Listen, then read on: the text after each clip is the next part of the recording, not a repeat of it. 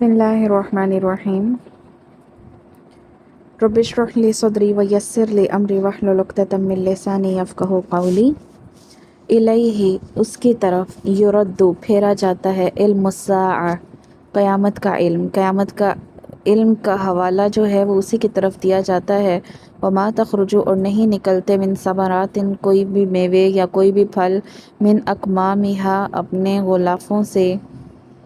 وما اور نہیں تحمل حاملہ ہوتی من انثی کوئی مادہ ولا تضع اور نہیں جنتی الا بعلمہ مگر اس کے علم کے ساتھ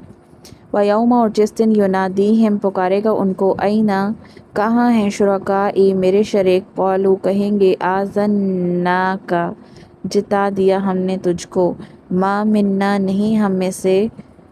من شہید کوئی گواہ یعنی ہمیں اس کی کوئی خبر نہیں، ہم میں سے کسی کو ان کی خبر نہیں۔ کیا کہا جا رہا ہے؟ قیامت کا جو علم ہے اللہ ہی کی طرف لوٹایا جاتا ہے، اور جو پھل اپنے شگوفوں میں سے نکلتے ہیں اور جو مادہ حمل سے ہوتی ہے اور جو بچے وہ جنتی ہے اس کا علم اسے ہے۔ اور جس دن اللہ تعالیٰ ان مشرکوں کو بلا کر دریافت فرمائے گا کہ میرے شریک کہاں ہیں، تو وہ جواب دیں گے کہ ہم نے تو تجھے کہہ سنایا کہ ہم میں سے تو کوئی اس کا گواہ نہیں۔ اللہ تعالیٰ کی وسعت علم کا یہ حال ہے کہ شگوفے کے اندر اس کے پھل سے نکلنے تک جو کیفیات گزرتی ہیں، رحم مادر میں جو مرحلے پیش آتے ہیں، وہ سب اللہ کے علم میں ہیں۔ ایسی ہی علیم ہستی جب یہ خبر دے رہی ہے کہ قیامت یقینی طور پر آنے والی ہے، تو تمہیں اس بات پر یقین کر لینا چاہیے نا۔ رہی یہ بات کہ وہ کب آئے گی، اس کا علم بھی صرف اسی کو ہے، اور یہ بات بتانا مشیت الہی کے خلاف ہے، کیونکہ اس طرح تخلیقی انسانی کا مقصد ہی فوت ہو جاتا ہے۔ کافروں کا یہ مشغلہ بن گیا تھا کہ وہ بار بار نبی صلی اللہ علیہ وسلم سے یہ سوال کرتے رہتے تھے۔ اس کے جواب میں مختلف مقامات پر مختلف جوابات دیے گئے ہیں، اور ان میں سے جو وہ پہلو اختیار کیا گیا جن کا تعلق عملی زندگی سے ہو، تو رسول اللہ صلی اللہ علیہ وسلم کا بھی یہی دستور تھا۔ تو ایک دفعہ نبی صلی اللہ علیہ وسلم سفر میں کہیں تشریف لے جا رہے تھے، راستے میں کسی شخص نے زور سے پکارا، یا محمد صلی اللہ علیہ وسلم قیامت کب آئے گی؟ تو رسول اللہ صلی اللہ علیہ وسلم نے جواب میں فرمایا، تجھ پر افسوس، کیا تو نے کچھ تیاری کر لی ہے؟ تو ذالک کے معنی ہم آپ کے گوش گزار کر تو چکے ہیں، یعنی قیامت کے دن مشرک لوگ شرک کا انجام دیکھیں گے تو اپنے شرک کا اقرار کرنے کے بجائے صاف مکر جائیں گے۔ اس آیت میں نا قالوا آذناک کے میننگ بتا رہی ہوں۔ آذنا کا میننگ ہے کہ ہم آپ کے گوش گزار کر تو چکے ہیں، یعنی قیامت کے دن مشرک لوگ شرک کا انجام دیکھیں گے تو اپنے شرک کا اقرار کرنے کے بجائے صاف مکر جائیں گے۔ تو بعض علماء نے یہاں شہید سے شاہد مراد لیا ہے، یعنی آج ہمیں اپنے معبودوں میں سے کوئی یہاں نظر نہیں آ رہا۔ وَضَلَّ اور کھو گیا عنہم ان سے ماں جو کانوں تھے وہ یدعون دعویٰ کرتے من قبل اس سے پہلے، وظنوا اور جانا انہوں نے ما لہم نہیں ان کے لیے من محیص کوئی بھاگنے کی جگہ۔ مطلب اور جن کی پرستش اس سے پہلے کرتے تھے وہ ان کی نگاہ سے گم ہو گئے، اور انہوں نے سمجھ لیا ان کے لیے کوئی بچاؤ نہیں ہے، یعنی قیامت کی ہولناکیوں سے اس قدر گھبرائے ہوئے اور اس حواس باختہ ہوں گے کہ انہیں سمجھ ہی نہ آئے گی کہ اللہ تعالیٰ کے اس سوال کا کیا جواب دیں، اور دنیا میں وہ اپنے معبودوں کے متعلق جو تصورات جمائے بیٹھے تھے کہ اللہ سے سفارش کر کے وہ بچا لیں گے، تو سب کچھ بھول جائیں گے، کیونکہ انہیں صاف نظر آ رہا ہوگا کہ آج کوئی کسی کا کوئی کام نہیں آ سکتا، اور نہ ہی عذاب سے بچنے کی کوئی صورت یا جگہ نظر آتی ہے۔ لا یسأم نہیں تھکتا انسان من دعاء الخیر بھلائی کے مانگنے سے، دعا کرتے کرتے وہ نہیں تھکتا، وَإِن مَسَّهُ اور اگر لگے اس کو شر برائی، فَيَئُوسٌ پس نا امید ہے، قنوط نہایت ہی نا امید، وَلَئِن اور اگر أَذَقْنَاهُ چکھائیں ہم اسے رحمتاً رحمت منا اپنی طرف سے، من بعد ضراء سختی کے پیچھے، مَسَّتْهُ کہ لگتی ہے اس کو، لَيَقُولَنَّ تو کہے گا هَذَا لِي یہ ہے میرے لیے، وما اظن اور نہیں گمان کرتا ساعۃ قیامت کو قائم ہونے والی، ولئن اور اگر رجعت پھر جاؤں میں الی ربی اپنے رب کی طرف، ان بے شک لی عندہ اس کے پاس میرے لیے اس کے نزدیک للحسنی البتہ بھلائی ہے،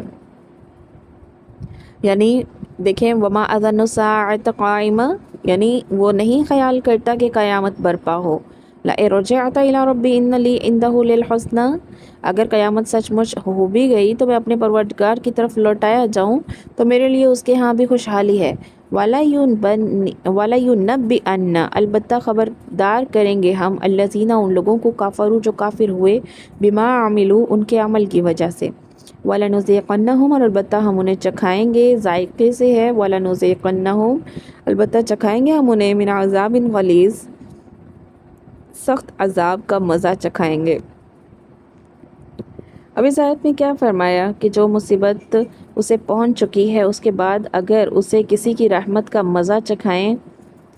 تو وہ کہہ اٹھتا ہے کہ اس کا تو میں حقدار ہی تھا، میں تو خیال نہیں کرتا کہ قیامت قائم ہوگی، اور اگر میں اپنے رب کے پاس واپس جاؤں تو کیا ہی تو بھی یقیناً میرے لیے اس کے پاس کوئی بہتری ہوگی. یقیناً ہم ان کفار کو ان کے اعمال سے خبردار کریں گے اور انہیں سخت عذاب کا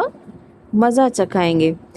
یعنی انسان کی حرص، پچھلی آیت میں لا یسأم الانسان من دعاء الخیر وان مسہ الشر فیئوس قنوط، یعنی بھلائی کے مانگنے سے انسان تھکتا نہیں ہے، اگر اسے کوئی تکلیف پہنچ جائے تو مایوس اور نا امید ہو جاتا ہے.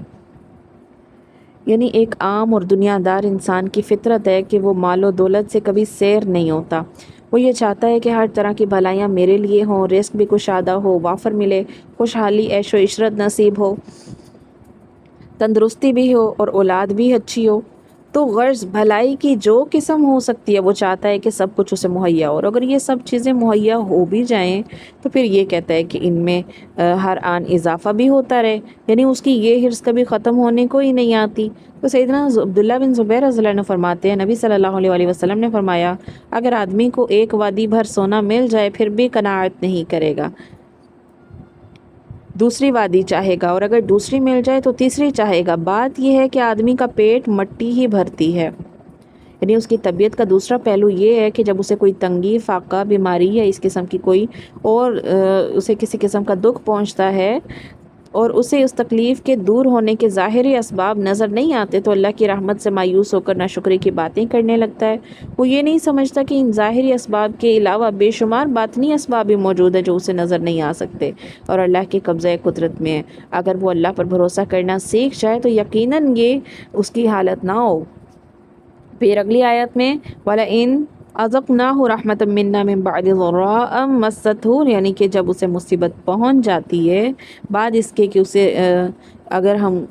یعنی اگر اسے مصیبت پہنچ جاتی ہے اور اس کے بعد اگر ہم اسے کسی رحمت کا مزہ چکھائیں تو وہ کہہ اٹھتا ہے، نہیں، لَيَقُولَنَّ هَذَا لِي، کہ یہ میرے لیے، کہ میں تو اسی کا حقدار تھا. وَمَا أَظُنُّ السَّاعَةَ قَائِمَةً، اور وہ خیال نہیں کرتا کہ قیامت قائم ہوگی، وہ گمان نہیں کرتا. وَلَئِن رُجِعْتَ إِلَىٰ رَبِّي إِنَّ لِي عِندَهُ لِلْحُسْنَىٰ، یعنی اگر اسے سمجھ آ بھی جائے، اسے بتا بھی دیا جائے کہ وہ اپنے رب کے پاس واپس جائے گا تو وہ یہ گمان کرتا ہے کہ میرے لیے وہاں بھی کوئی نہ کوئی بہتری ہوگی، مجھے دنیا میں اس کی رحمت کا مزہ چکھ رہا ہوں میں تو وہاں بھی کچھ نہ کچھ مجھے مل جائے گا. تو وَلَنُنَبِّئَنَّ الَّذِينَ كَفَرُوا بِمَا عَمِلُوا وَلَنُذِيقَنَّهُم مِّنْ عَذَابٍ غَلِيظٍ، یقیناً ہم ان کفار کو ان کے اعمال سے خبردار کریں گے اور انہیں سخت عذاب کا مزہ چکھائیں گے.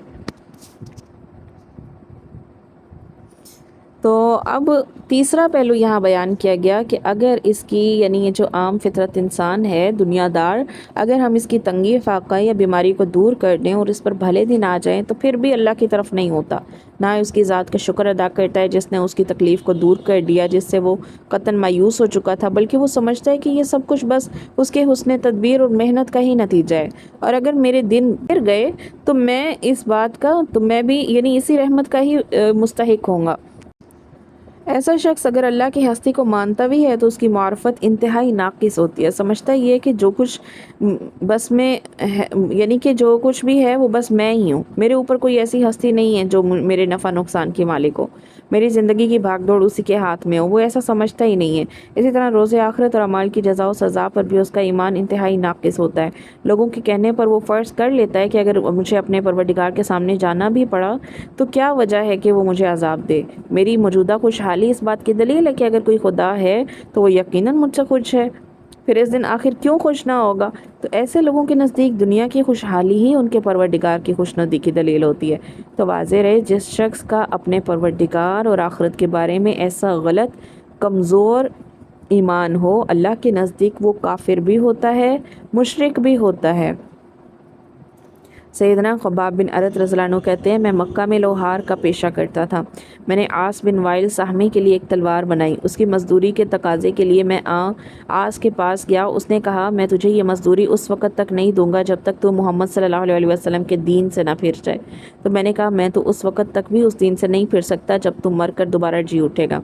تو اس نے کہا، کیا میں مرنے کے بعد بھی جیوں گا؟ تو میں نے کہا، بے شک۔ وہ کہنے لگا، تو پھر جب میرے مرنے کے بعد اللہ مجھ کو زندہ کرے گا تو آخر مال اور اولاد بھی وہ پھر مجھے دے گا نا، تو اس وقت میں تیرا قرضہ اتار دوں گا۔ تو یعنی اسے یہ گمان ہے کہ مر کر دوبارہ زندہ ہوگا تو اسے دوبارہ سے مال و دولت ملے گا۔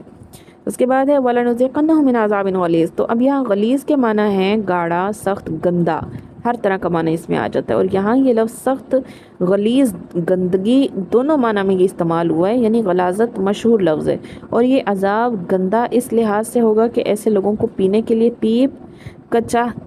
خون، زخموں کی جو اس کے پانی نکلتا ہے وہ، اور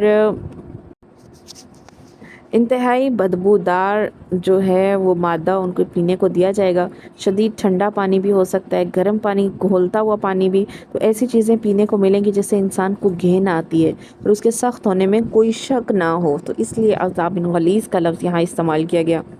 وَإِذْ أَنْعَمْنَا، اور جس وقت انعام بھیجی یا نعمتیں بھیجی، انعمنا انعام کیا ہم نے یا نعمتیں بھیجی ہم نے، علی الانسان انسان کے اوپر، اعرض منہ پھیر لیتا ہے، ونأى بجانبہ اور دور کر لیتا ہے، بجانبہ اپنی جانب، اپنی کروٹ، اپنا پہلو پھیر کر چلا جاتا ہے۔ وَإِذَا مَسَّهُ الشَّرُّ، اور جب اسے لگتی ہے برائی، جب اسے پہنچتی ہے تکلیف، فَذُو دُعَاءٍ، بس دعا مانگتا ہے، عریض، لمبی چوڑی لمبی لمبی دعائیں مانگنے لگتا ہے۔ یعنی جب انسان پر خوشحالی اور آسودگی کا دور آتا ہے تو پھولا نہیں سماتا اور کسی کو خاطر میں نہیں لاتا، اس وقت دراصل وہ خود خدا بنا بیٹھا ہوتا ہے۔ اور اگر اسے اللہ کی آیات سنائی جاتی ہیں یا بتایا جاتا ہے کہ یہ سب انعام اللہ ہی کی طرف سے اسے ملا ہے تو اسے شکر ادا کرنا چاہیے، اس کے حقوق ادا کرنے چاہیے، تو اپنے برے انجام سے اسے ڈرنا چاہیے۔ تو ایسی باتیں اس کو ناگوار گزرتی ہیں، تلخ محسوس ہوتی ہیں، جنہیں وہ سننا بھی گوارا نہیں کرتا، اٹھ کر چلا جاتا ہے۔ لیکن جب کسی بلا میں پھنس جاتا ہے، مصیبت میں پھنس جاتا ہے، اسے اپنا وہ پروردگار یاد آنے لگتا ہے جس کی آیات سننے سے بھی وہ بھاگتا تھا۔ دل میں تو مایوس ہوتا ہے کیونکہ اسے اس مصیبت سے نجات کے ظاہری اسباب نظر نہیں آ رہے ہوتے، مگر جب تکلیف اسے پریشان کرتی ہے تو بے اختیار اس کے ہاتھ اللہ کی طرف اٹھ جاتے ہیں اور پھر وہ اللہ سے لمبی چوڑی دعائیں کرتا ہے اور وعدے وعید کرنے لگتا ہے۔ اور یہ حالت کیونکہ اس کی اضطراری کیفیت ہوتی ہے، لہٰذا اگر اللہ اسے اس مصیبت سے نجات دے بھی دے تو پھر بھی یعنی تو بعد میں پھر بھی وہ کچھ یعنی پھر وہی کچھ بن جاتا ہے جو پہلے تھا، یعنی کہ اس دعا سے، اس توبہ پریشانی، یعنی ساری جو لمبے چوڑے وعدے وعیدیں، ان سب سے منہ پھیر لیتا ہے، یعنی اللہ سے کیے گئے قول و قرار کو یاد نہیں رکھتا ہے۔ مگر تھوڑے ہی لوگ ہیں جو بعد میں اللہ سے کیے ہوئے وعدے کو یاد رکھتے ہیں اور حقیقتاً اس کے فرما بردار بن جاتے ہیں۔ اکثریت ایسی ہوتی ہے جو خوشحالی کے دور میں اپنے پروردگار کو بھول ہی جاتی ہے۔ قل ارأیتم، کل کہہ دیجئے، ارأیتم کیا دیکھا تم نے، ان اگر کانا ہو یہ قرآن، من عند اللہ اللہ کے پاس سے، ثم پھر کفرتم پھر کفر کیا تم نے بھی اس کے ساتھ، من اضل کون ہے بہت گمراہ، ممن اس سے جو ہوا فی شقاق بعید جو پرلے درجے کی مخالفت پر ہو۔ آپ کہہ دیجئے کہ بھلا یہ تو بتاؤ کہ اگر یہ قرآن اللہ کی طرف سے آیا ہوا ہو پھر تم نے اسے نہ مانا تو بس اس سے بڑھ کر بہکا ہوا کون ہوگا جو مخالفت میں حق سے دور چلا جائے۔ یعنی اس قرآن میں جو مرنے کے بعد زندہ ہونے اور اللہ کے حضور پیشی کا جو عقیدہ بیان کیا گیا ہے وہ ایک ٹھوس حقیقت ہو تو بتاؤ تمہارا کیا حال ہوگا۔ فرض کرو تمہارے گمان کے مطابق سب انسان مر کر مٹی میں مل جائیں اور یہی انسان کا انجام ہو تو جو شخص روز آخرت پر ایمان رکھتا ہے اس کا کیا بگڑے گا؟ اور اگر قیامت کی بات سچی ہوئی، یعنی قرآن نے جو بتائی ہے قیامت میں، یعنی مرنے کے بعد انسان کا حساب کتاب ہوگا، قرآن کی بات سچی نکل آئی اور تمہیں اپنے پروردگار کے حضور حاضر ہونا پڑا، تو بتاؤ تمہاری گمراہی کا کوئی ٹھکانہ ہے جس کے نتیجے میں لازماً تمہیں کیا ہوگا، عذاب ہی بھگتنا پڑے گا۔ سنوریہم جلدی دکھا دیں گے ہم ان کو آیاتنا اپنے نشانیاں فی الآفاقی آفاق کے بیچ اطراف عالم میں بھی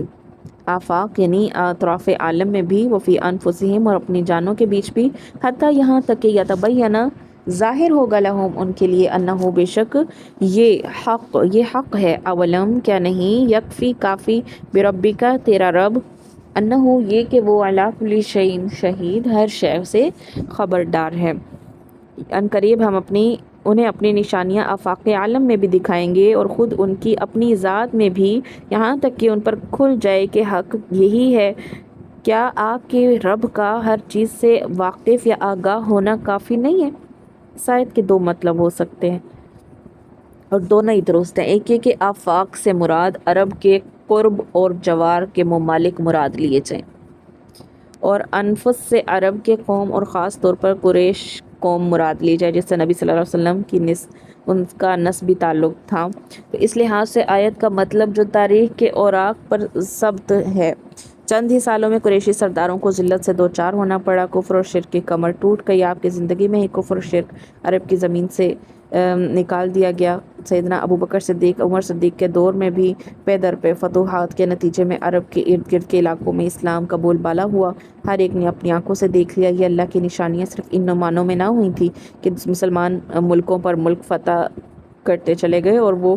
مفتوح قوموں کے جان اور مال کے مالک بن گئے جیسا کہ اس دنیا میں عموماً ہوتا ہے، بلکہ یہ ان معنوں میں اللہ کی نشانیاں تھی کہ یہ فتوحات ایک عظیم الشان مذہبی، اخلاقی، ذہنی، فکری، تہذیبی، سیاسی، تمدنی، معاشی انقلاب بھی لا رہی تھی، اور ان فتوحات کے اثرات جہاں جہاں بھی پہنچے انسان کے بہترین جوہر کھلتے گئے اور بدترین اوصاف مٹتے چلے گئے۔ اور دوسرا مطلب یہ ہو سکتا ہے کہ آفاقی آیات سے مراد کائنات میں ہر سو بکھرے ہوئے اللہ کے عجائبات مراد لیے جائیں، اور آیات انفس سے مراد انسان کے اندر کی دنیا لی جائے جنہیں بالترتیب عالم اکبر اور عالم اصغر سے تبدیل کیا جاتا ہے۔ تو اس لحاظ سے مطلب یہ ہوگا کہ اس کائنات میں اور انسان کے اندر اللہ کی لاتعداد نشانیاں موجود ہیں، اور ان سب کا نہ انسان آج تک احاطہ کر سکا ہے، نہ آئندہ کبھی کر سکے گا، جبکہ ہر دور میں کوئی نہ کوئی نئی سے نئی نشانی انسان کے علم میں آ جاتی ہے اور آئندہ بھی آتی رہے گی، تو جو قرآن کے بیان کی صداقت پر گواہی دیتی رہے گی۔ نئے سے نئے عجائبات قدرت دنیا کے جو ہے وہ انسان کے علم میں آتے رہیں گے، چاہے ان کا تعلق انسان سے باہر کی دنیا سے ہو یا اس کے اندر کی دنیا سے ہو۔ الا خبردار ہو جاؤ، انہم بے شک وہ فی مریۃ شک میں ہے، من لقاء ربہم اپنے رب سے ملاقات میں۔